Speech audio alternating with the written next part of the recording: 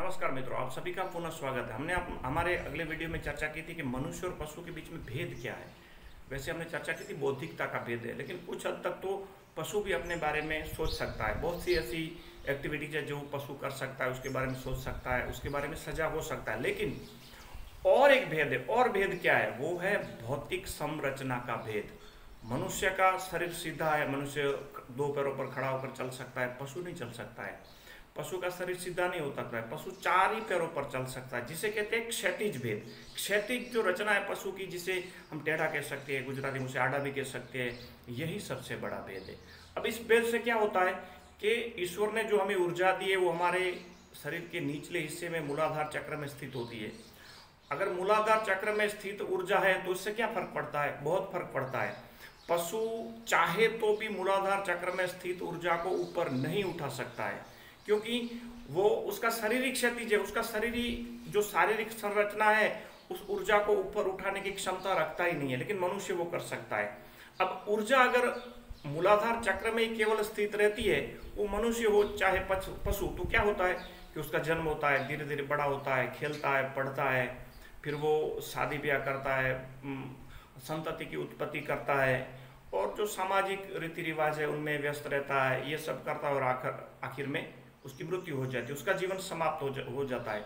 अगर कोई मनुष्य इसी स्थिति में रहता है तो समझ लेना चाहिए कि वो केवल उसकी ऊर्जा मूलाधार चक्र से ऊपर उठी ही नहीं है।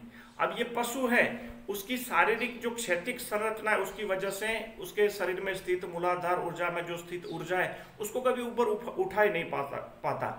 वो उसके लिए संभव ही नहीं है, पॉसिबल ही नहीं है। लेकिन मनुष्य चाहे तो उस ऊर्जा को मूलाधार चक्र में, जैसे कि हमारे जो योग है, योग शास्त्र, उसमें शरीर में 7 चक्र बताए गए हैं। वो 7 कोई चक्र नहीं है, 7 स्टेप है। मनुष्य ऊर्जा को मूलाधार चक्र से मणिपुर चक्र, हृदय तक, यहाँ तक, गर्दन तक, अपनी जो गला है वहाँ तक, भ्रुकुटी तक और ऊपर तक उठा सकता है। उससे मनुष्य बौद्धिक विकास कर सकता है, बहुत बड़ा वैज्ञानिक बन सकता है, कलाकार बन सकता है, आर्टिस्ट बन सकता है, जो चाहे वो मनुष्य बन सकता है।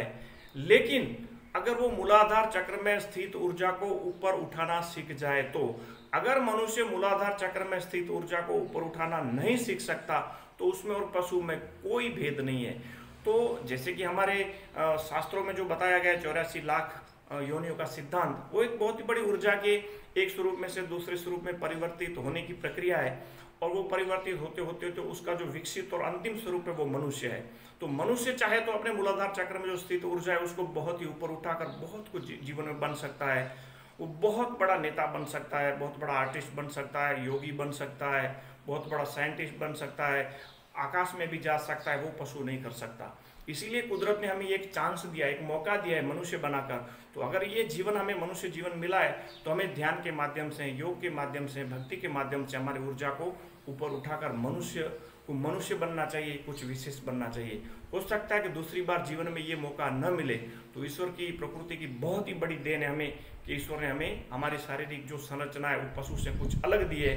तो आशा करता हूँ कि हम सभी ये हमारे जो योग शास्त्रों में मार्ग बताए गए हैं उस मार्ग पर चलकर अपनी मूलाधार चक्र में जो स्थित ऊर्जा है उसको ऊपर उठाकर कुछ बने, अपने समाज के लिए, अपने परिवार के लिए, अपने राष्ट्र के लिए, अपने धर्म के लिए कुछ करें, कुछ विशेष बने।